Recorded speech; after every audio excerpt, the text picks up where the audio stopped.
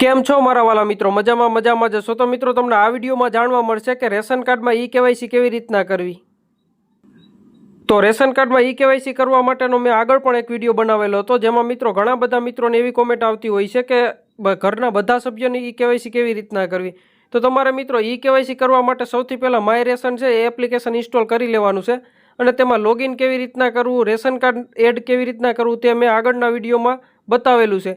તો એ વિડીયો ન જોયો હોય તો આઈ બટનમાં પણ લિંક આપી દે અને નીચે ડિસ્ક્રિપ્શનમાં પણ લિંક આપી દે, ત્યાં ક્લિક કરી અને તમે એ વિડીયો પણ જોઈ આવજો, એટલે તમને ખબર પડી જશે। તો હું આ વિડીયોમાં તમને મિત્રો આખો વિડીયો તો નથી બનાવતો, પણ ઈ-કેવાયસી કેવી રીતના કરવી બીજા સભ્યોની તે વિગત આપું છું। તો ઓલો વિડીયો આપણો ન જોયો હોય તો એ વિડીયો જોતા આવજો અને આ વિડીયોને એક લાઇક કરી દેજો અને બધા ગ્રુપમાં શેર કરી દો કે જેથી કરીને વધારે લોકો સુધી માહિતી પહોંચી રહે। અને તમારે કંઈ પણ પ્રોબ્લેમ આવતો હોય તો કોમેન્ટ કરો, તેના ઉપર હું ચોક્કસ વિડીયો બનાવી આપીશ। તો ચાલો હું માય રેશન એપ્લિકેશન ઓપન કરી લઉં છું। હવે મિત્રો આ રેશન કાર્ડની એપ્લિકેશન ઓપન કરશો એટલે તમને કંઈક આવું દેખાશે। હવે મિત્રો તમારે અહીંયા જે લોગિન કર્યું હોય ત્યારે પાસવર્ડ એક એડ કર્યો હોય છે, તે પાસવર્ડ અહીંયા નાખી દેવાનો છે। તો ચાલો હું અહીં મારો પાસવર્ડ નાખી દઉં છું અને લોગિન થઈ જાઉં છું।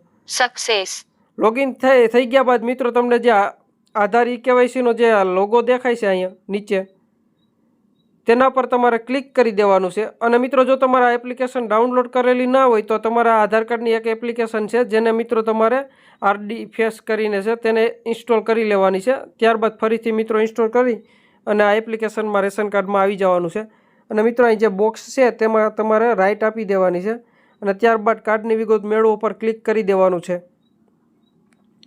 ક્લિક કરશો એટલે મિત્રો તમારે રેશન કાર્ડ નંબર નાખવાના કહેશે અથવા તો ઓટોમેટિક રેશન કાર્ડ નંબર આવી જશે।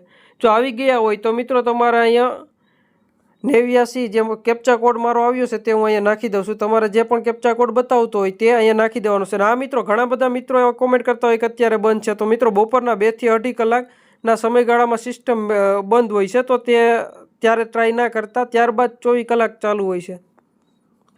તો કાર્ડના સભ્યોની વિગત મેળવો તેના પર સ્ટેપ 1 પર ક્લિક કરી દઈશ।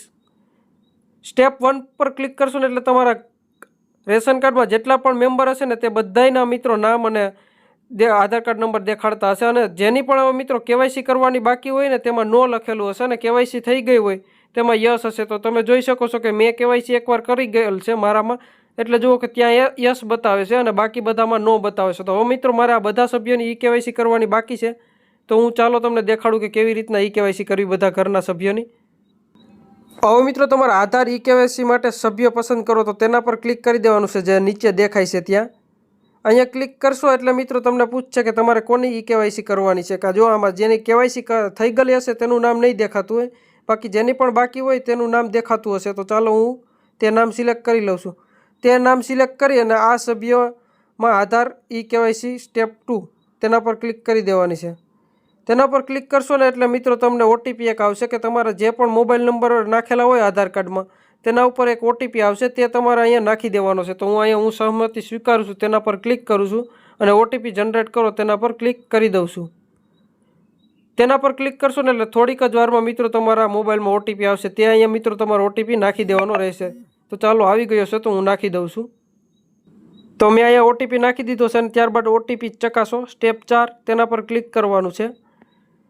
તેના ઉપર ક્લિક કરશો ને એટલે મિત્રો તમારો ઓટોમેટિક આ કેમેરો ખુલી જશે અને મિત્રો અહીં કેમેરામાં જે પણ તમારા સભ્યનું કેવાયસી કરવાનું હોય તેનું ફેસ તમારે અહીંયા દેખાડવાનું રહેશે। તો ચાલો હું દેખાડું છું।